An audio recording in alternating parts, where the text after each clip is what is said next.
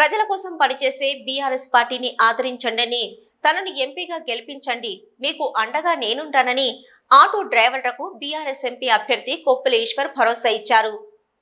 Parliament ఎన్నికల ప్రచారంలో భాగంగా రామగుండం మాజీ ఎమ్మెల్యే కోరుగంటి చంద్రతో కలిసి గోదావరికని బస్టాండ్ ఆటోలో అడ్డా ఎన్టీపీసీలోని షాపులలో తిరుగుతూ ఎంపీ తనను గెలిపించాలని కోరుతూ ప్రచారం నిర్వహించారు.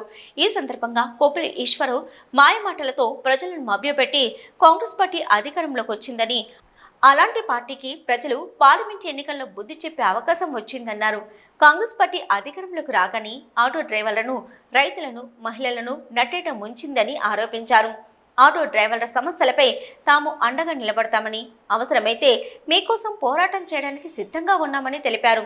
ప్రజల కష్టాలను తెలుసుకొని నాయకులు కోటేశ్వర్లను డబ్బు, అహంకారంతో సామాజిక న్యాయం పాటించకుండా ఒకే ఇంట్లో ముగ్గురు పదవులను అనుభవించడాన్ని సిద్ధపడ్డ వారికి ప్రజలంతా బుద్ధి చెప్పాలని, కారు గుర్తుకు ఓటు వేసి గెలిపించాలని ఈశ్వర్ కోరారు. మరి మీరు నిర్ణయం తీసుకోవడం వల్ల, ఫ్రీ బస్ అనేటువంటి నిర్ణయం తీసుకోవడం వల్ల ఈరోజు రాష్ట్రంలో ఉన్నటువంటి 50 లక్షల కుటుంబాలు రోడ్డున పడేటువంటి పరిస్థితి. చాలా దారుణమైన విషయం ఏంటంటే, అంటే చాలా బాధాకరం, దురదృష్టకరం.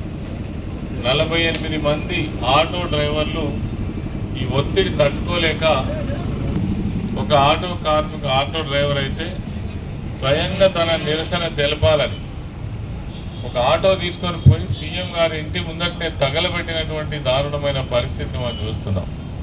దీనికి కారణం ఏంటంటే, ఒక ఆటో డ్రైవర్గా ఒక కిరాయి ఆటో తీసుకొచ్చినా కానీ ఆయనకు సాయంత్రం వరకు ఇంతకుముందు కూలి పడేది 200, 300 అవి తీసుకొని పోతే తప్ప ఇల్లు గడవని పరిస్థితి.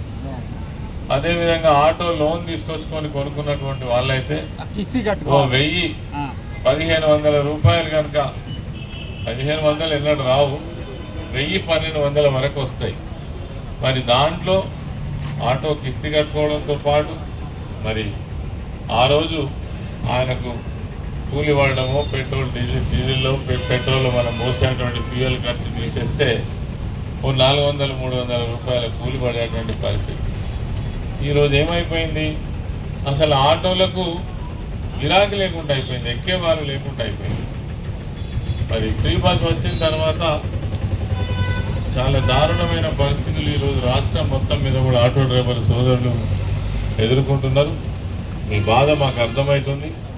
ఇప్పటికీ ప్రభుత్వం మరి ఇన్ని ఆత్మహత్యలు జరిగినా, ఇంత ఆందోళన చేస్తున్నా. ఈ ప్రచార కార్యక్రమంలో బీఆర్ఎస్ నాయకులు అచ్చెవేణు, నాయకులు, కార్యకర్తలు పాల్గొన్నారు.